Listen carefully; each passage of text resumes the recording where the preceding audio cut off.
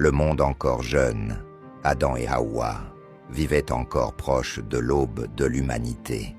Leurs enfants grandissaient dans un monde sans ville, sans route, juste la terre nue, le vent et les premières familles.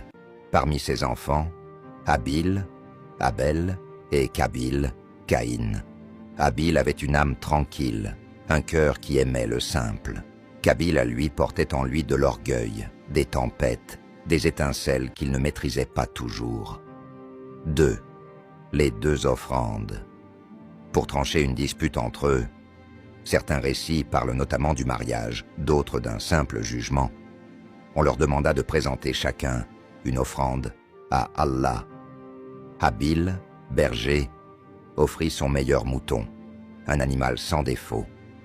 Kabil, cultivateur, donna ce qu'il avait de moins précieux, oubliant que l'intention est la clé. Le signe divin descendit. Habil fut agréé, Kabil ne le fut pas.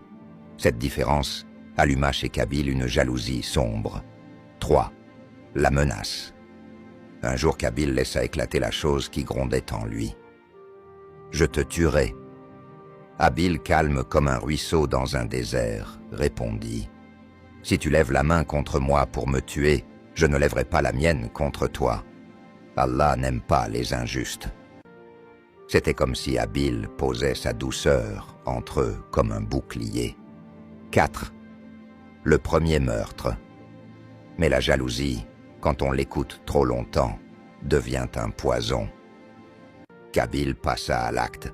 Dans le silence d'un monde encore neuf, il tua son frère.